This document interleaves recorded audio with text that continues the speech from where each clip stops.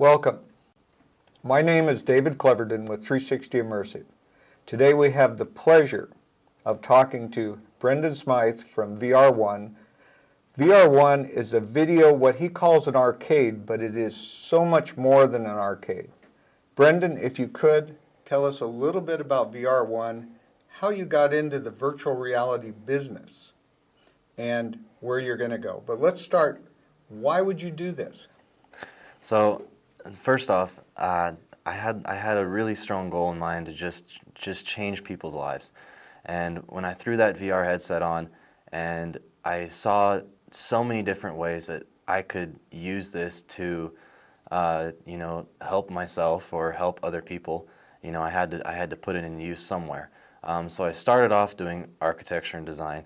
That was how I got a hold of my first Vive. I mean, the thing costs an arm and a leg, so I had to convince my father, hey, I can design your homes into this 3D world, and people can walk through their house and explore it and see everything that they need to change and everything they need to, expand or make smaller. So doing that was awesome. We're saving a lot of people money from being able to explore their home first before, breaking ground on it. So I have a question regarding that. When you went to your dad and you said, I want to do this virtual reality thing, did he say, wow, that is like science fiction? I mean, VR sounds way out there. He was a little skeptical on how he saw the videos that I showed him of what people could do and what could be done.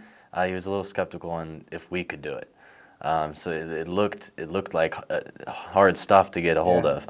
But I downloaded Unity. I got my Vive going, and I just started plugging away. And before you know it, we got a house in there, and we were able to teleport around and move around and interact with the house and open doors. And so it just started coming together really quick. And from then on out, he was impressed, and we had to go get the space so we could start selling it.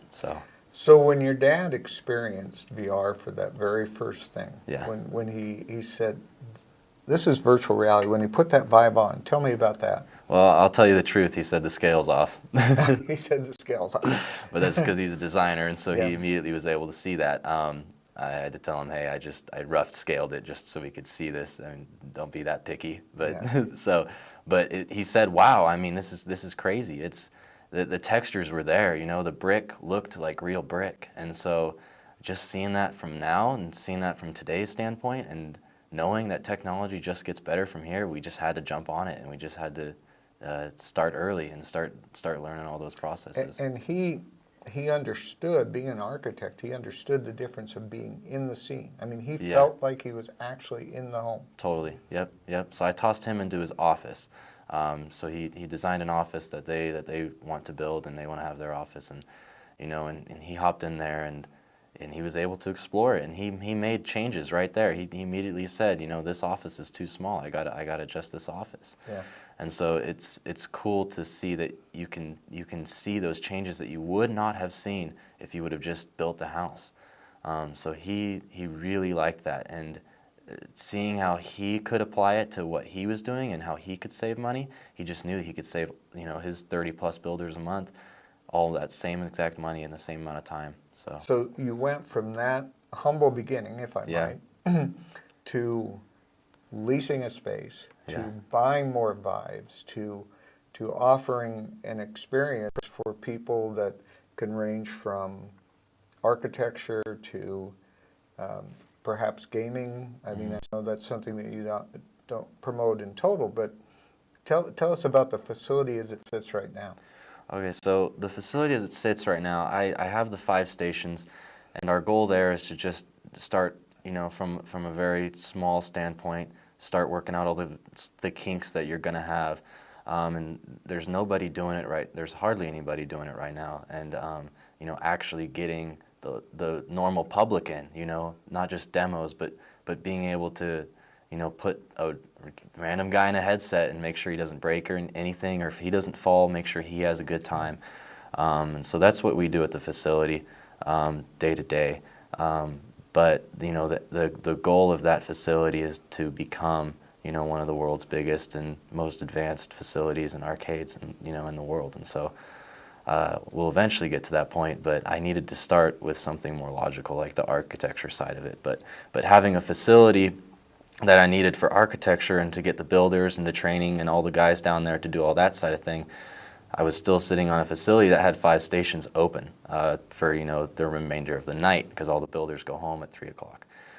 So I just went ahead and I opened up the arcade at the same time. So the arcade's kind of the front for the families and all the kids and parents and everybody to come down, play games, enjoy experiences, travel the world, do whatever they want. I get people in there that they even have their own things. Maybe they made their own game that they've been working on, but they don't have a Vive, so they come in there and they're able to show their friends their game that they made. So it's just a matter of having access to that equipment that you won't have access to, and just knowing that that you're going to spend $800 on this Vive and the new one's going to come out next year is hard. And to this day, a lot of people still don't own their cell phones even, so it's hard for people to justify buying a new Vive every single year, especially with the rate that it's improving. So one of the things that you mentioned was using your facility for training. For instance, I'm going to mention something that's near and dear to our own heart is training law enforcement and first responders. Yeah. So in theory, you could have a group of law enforcement officers come in and train in your facility and gain experience from that. Can you tell us a little bit about that avenue of what you might see your facility being used for? Yeah, so I actually had 2 police officers from Eagle stop by. I was there at 3 a.m. one night working away, trying to fix some issues and things and just doing my thing. They stopped by banging on the door and saying, "Hey, what are you doing here? You own this place?" I'm a 20-year-old in a business complex in Eagle, so they were skeptical at first. They were wondering, what's this guy doing down here? But I got him in and I threw him on a headset into a military sim where they could actually hold, they were holding a real size gun. They were on just a shooting range right there. And so when he aimed down that sight and it felt real, and he pulled the trigger and it felt real, he took off that headset and he looked at me and he's like, "We got to get the guys down here. This is insane." And so it's that step of being able to interact with the 3D world is what they're more excited about. But not only that, but they wanted to hold a physical gun too.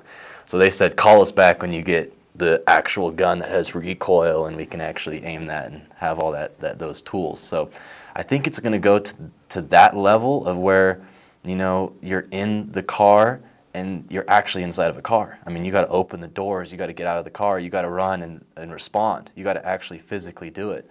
You got to pick up the guy and you got to pull out your tool belt. You got to do whatever you got to do physically as well, not just visually. So it's going to get to that point fairly soon, and our goal at VR1 is to try to get them down there at least on. It's just the controllers right now, but you can grab objects and you can interact. So thinking about virtual reality and thinking about that VR space, or maybe AR, or maybe mixed reality, and where are you going to go from here? Well, give me the future. Well, I've talked to a few people about the future, the 30, 40-year mark of why I'm getting into it. In some cases, it can get a little scary. In other cases, it can sound exciting.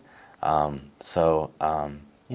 the 5-10-year mark, we're looking at trying to get, a larger facility for everybody to be able to come down. I mean, we're talking, a new Batman comes out, for example, thousands of people in the Treasure Valley want to go see it right now. They have nowhere to go see it. And so something as simple as that, you need to have a facility for everybody to come down and experience that and see it. And then you also need a facility that, can have medical staff come in and train and law enforcement come in and train. And so ideally you have a place that can fulfill that for everybody in every aspect of the industry all in one place. So I hope we can get to that point here soon. Yeah. Well, knowing the potential for growth in virtual reality and knowing where VR is going to go, I have no doubt that you're going to get there. Awesome. So thank you for coming down, and we'd like to thank you all for taking a moment out of your time to watch this presentation, and we'll catch you again next time.